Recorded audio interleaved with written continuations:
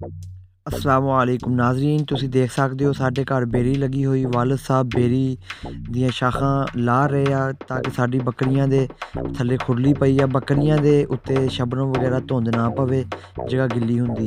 ओह शाखां दे विच देखो मक्खियां शहद दियां खग्गा भी लथ गया वा। ते नाज़रीन मैं कोठे ते आ, ਚੱਕਾਂ ਦੇ ਵਿੱਚ ਨਾਜ਼ਰੀਨ ਦੇਖੋ ਕੋਠੇ ਇਦਾਂ ਦੇ ਹੁੰਦੇ ਆ, ਉੱਤੇ ਬਾਲਣ ਹੀ ਬਾਲਣ, ਕਿਉਂਕਿ ਗੈਸ ਨਹੀਂ ਹੁੰਦੀ, ਗੈਸ ਅੱਜ ਬਹੁਤ ਜ਼ਿਆਦਾ ਮਹਿੰਗੀ ਆ। ਤੇ ਨਾਜ਼ਰੀਨ ਮੈਂ ਇਹਨਾਂ ਨੂੰ ਸ਼ਹਿਦ ਦੀਆਂ ਮੱਖੀਆਂ ਨੂੰ ਕਿਤੇ ਕੋਈ ਚੰਗੀ ਜਗ੍ਹਾ 'ਤੇ ਰੱਖਣ ਦੀ ਕੋਸ਼ਿਸ਼ ਕਰਦਾ, ਤੁਸੀਂ ਵੀਡੀਓ ਵਿੱਚ ਦੇਖੋ, ਤਾਂ ਕਿ ਉੱਤੋਂ ਓਲਾ ਹੋਵੇ ਅਤੇ ਥੱਲਿਓਂ ਜਿਹੜਾ ਨਾ ਮੱਖੀਆਂ ਨੂੰ ਕੋਈ ਨੁਕਸਾਨ ਨਾ ਹੋਵੇ।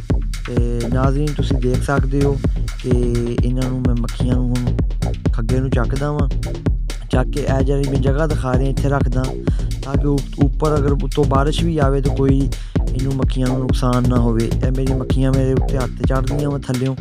ਨਾਜ਼ਰੀਨ ਮੈਂ ਕੋਈ ਡੱਖਾ ਲੈਣਾ ਵਾ, ਕੋਈ ਤੀਲਾ ਲੈਣਾ, ਉਹ ਤੀਲਾ ਖੱਗੇ ਵਿੱਚ ਫਸਾ ਕੇ ਤੇ ਇਹ ਦੇਖੋ ਨਾਜ਼ਰੀਨ ਮੈਂ ਇਹਨੂੰ ਉੱਪਰ ਰੱਖਦਾ ਵਾਂ।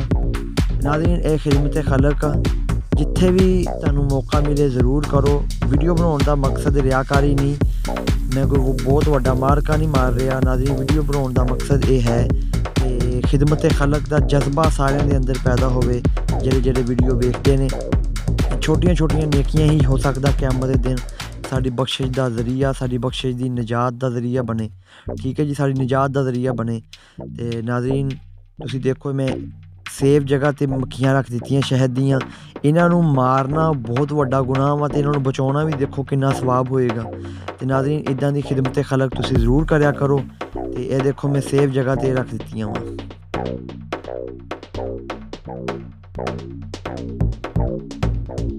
नाज़रीन ठंड की वजह तो काफ़ी ज़्यादा कमज़ोर है, इन्हों को उड़िया भी नहीं जा रहा, तो फिर भी इंशाअल्लाह कि नाज़रीन मेरा ये व्लॉग तो नहीं सीगा, लेकिन मैं सोचा कि सारे दोस्तों के नाल ये छोटी जी एक वीडियो है शेयर कर दी जाए, इस करके तुहाडे नाल शेयर की। उम्मीद है तुहानूं पसंद आई होएगी।